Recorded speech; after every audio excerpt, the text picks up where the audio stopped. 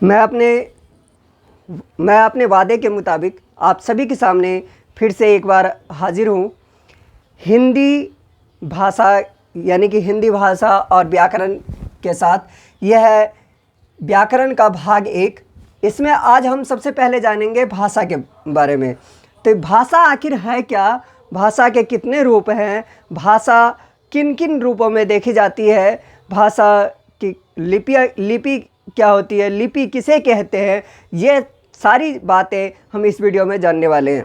उम्मीद है कि आप ये पूरी वीडियो अंत तक देखेंगे ताकि सभी बातें स्पष्ट हो पाए। तो आइए हम देखते हैं भाषा की अगर बात करें तो भाषा क्या है। तो भाषा जैसे देखिए, मैं अपनी बातों को आपके सामने में रख रहा हूँ, यह किसी न किसी माध्यम से हो पा रहा है। जैसे कि मैं आपके लिए बोल रहा हूँ हिंदी भाषा में मैं अपने विचारों को आपके सामने प्रकट कर रहा हूँ, और ऐसे ही आप किसी भाषा के माध्यम से ही अपनी बातें हम तक पहुँचाएंगे। वो अलग अलग तरीके से हो सकता है।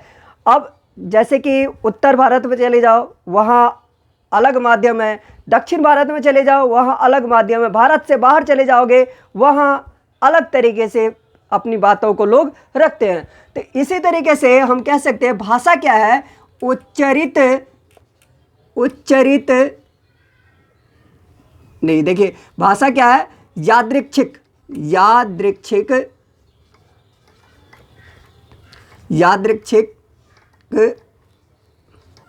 यादृच्छिक ध्वनि संकेतों का समूह, संकेतों का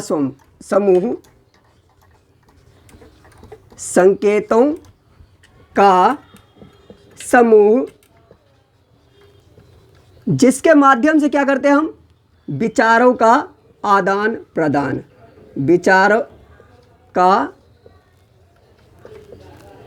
प्रदान करते हैं ना।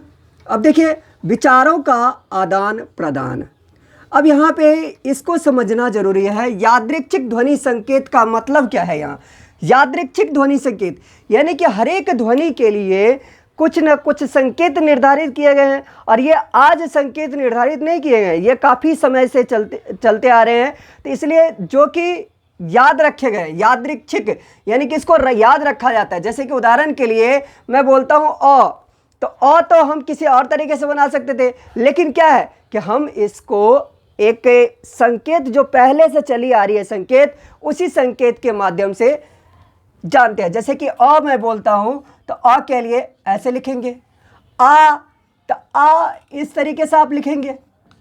तो ये क्या है, ध्वनि संकेत है जिसको कि पहले के समय से लिखते हैं, और इन्हीं ध्वनि संकेतों के समूह से हम क्या करते हैं, विचारों का आदान प्रदान करते हैं। और वही यही जो पूरी प्रणाली है, इसी पूरी प्रणाली को हम भाषा कहते हैं। या फिर आप कह सकते हो कि सार्थक शब्दों के समूह या संकेत को जिसके द्वारा हम विचारों का आदान प्रदान करते हैं उसे भाषा कहा जाता है। या फिर आप साधारण रूप में अगर इसे कहना चाहें तो भाषा क्या है, वह माध्यम जिसके द्वारा हम अपने भाव या विचार को दूसरे के सामने प्रकट करते हैं और उनके भाव या विचारों को समझते हैं, उसे भाषा कहा जाता है। उम्मीद है कि इतनी बातें आपकी क्लियर हुई होंगी।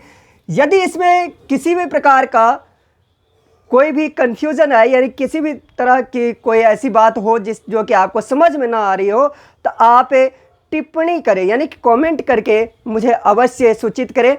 अब देखिए बात कर लेते हैं थोड़ी हिंदी भाषा आखिर दूसरी भाषा से अलग कैसे है, इसकी विशेषता क्या है। देखिए हिंदी एक ऐसी भाषा है जिसमें जो उच्चारण किया जाता है वही लिखा जाता है। जैसे कि उदाहरण के लिए आप अंग्रेजी की अगर बात करें तो पुट जब लिखना हो आपको तो PUT पुट लिखते हैं, और जब आपको बात कहा जाए, आपसे बात की जाए कि लिखो बट, तो देखो PUT आपने लिखा तो इसको पढ़ते हैं पुट, और आपने लिखा BUT तो इसको बुट नहीं पढ़ते हैं, इसको पढ़ते हैं बट। लेकिन हिंदी में क्या है कि जो आप बोलते हो वही लिखते हो, और जो लिखते हो वही बोलते हो। ये इसकी एक सबसे बड़ी विशेषता है। और हिंदी के लिए क्या है कि अलग अलग परिस्थितियों के लिए अलग अलग इसके भाव हैं, अलग अलग शब्द हैं, यानी कि हिंदी का अपना शब्द भंडार पूरी दुनिया में संभवतः सबसे बड़ा शब्द भंडार है।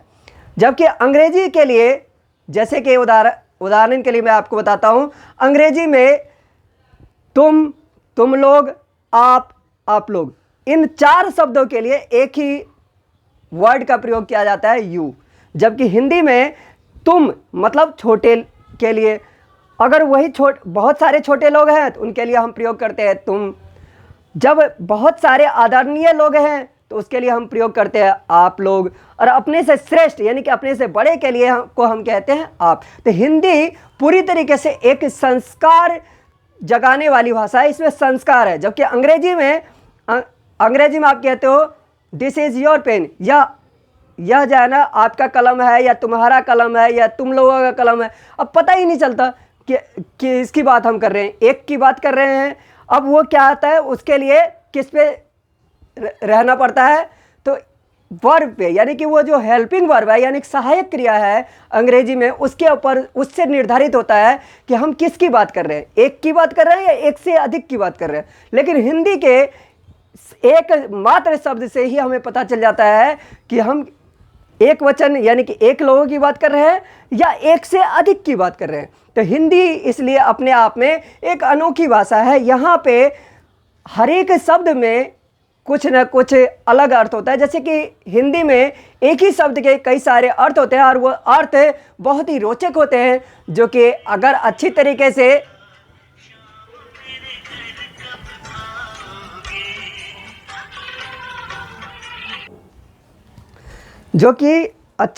से आप उसको कर सकते हैं, अच्छी तरीके से समझ सकते हैं। अब बात करते हैं भाषा के विभिन्न रूपों की। तो भाषा के मुख्यतः 3 रूप हैं, मौखिक,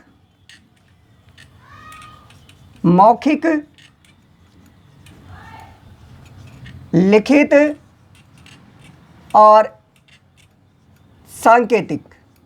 मौखिक, लिखित और सांकेतिक।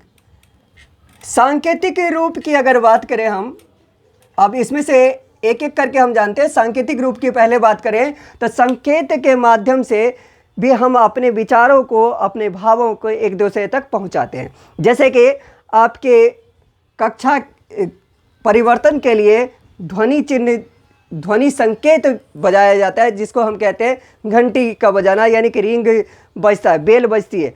तो वो क्या है, ध्वनि के द्वारा आपको बताया जा रहा है कि आप विभिन्न विषयों के अलग अलग कक्षाओं का क्या समय है। अब आपके इस विषय को पढ़ने की अवधि यानी कि इस विषय को पढ़ने का समय समाप्त हो गया है। वो क्या है, ध्वनि संकेत है। इसी तरीके से रोड पे यानी सड़क पे भी अलग अलग संकेत होता है। जैसे रंग के माध्यम से बताया जाता है, लाल, पीला और हरा रंग के माध्यम से, जिसमें कि हम जानते हैं लाल अगर प्रकाश जल हो गया तो इसका मतलब क्या है कि गाड़ी को हम रोक देंगे, यानी कि वह रुकने का संकेत है। पीला तैयार होने का संकेत है, जबकि हरे रंग से चलने का संकेत दिया जाता है। और मौखिक यानी कि मुंह से बोली गई भाषा जो है ना, वो क्या कहलाती है, मौखिक भाषा कहलाती है। जैसे कि आप टीवी पे समाचार सुन रहे हो, रेडियो पे समाचार सुन रहे हो, वो क्या है, मौखिक भाषा का एक रूप है। लेकिन मौखिक भाषा को जब हम लिख के किसी के सामने अभिव्यक्त करते हैं तो उसे हम क्या कहते हैं, लिखित कहते हैं। और लिखित भाषा में परिवर्तित करने के लिए हमें आवश्यकता होती है लिपि की। लिपि क्या है, रूढ़िगत संकेत चिन्ह है। लिपि क्या है, रूढ़िगत संकेत चिन्ह है, जिसके माध्यम से हम क्या करते हैं, किसी भाषा को लिखते हैं। रूढ़िगत संकेत चिन्ह, इसका मतलब क्या है कि ये परंपराओं से चलती आ रही है। जैसे कि जैसे कि उदाहरण के लिए ये है, ये अभी तो हमने नहीं बनाया। या फिर ऐसे अगर हम लिखते हैं तो ये तो अभी हमने इसकी खोज नहीं करी है, ये तो बहुत पहले से है। तो ये क्या है, एक संकेत चिन्ह है जो कि परंपराओं से चलती आ रही है, और इसी को हम कहते हैं लिपि। तो ये देवनागरी लिपि की है। अलग अलग रूढ़िगत संकेत चिन्हों को अलग अलग नाम दिया गया है और जिसे हम क्या कहते हैं, लिपि कहते हैं। या फिर आप इसको ऐसे कह सकते हो कि वह संकेत चिन्ह जिसके सहायता से किसी भाषा को लिखा जाता है उसे हम क्या कहते हैं, लिपि कहते हैं। वह संकेत चिन्ह जिसके माध्यम से किसी भाषा को लिखा जाता है उसे हम लिपि कहते हैं। लिपि अलग अलग भाषाओं की अलग अलग होती है। जैसे कि अगर बात करें, एक लिपि है देवनागरी। देवनागरी लिपि हिंदी और संस्कृत सहित, हिंदी संस्कृत के अलावा 15 अन्य भाषाओं की लिपि है। हिंदी, संस्कृत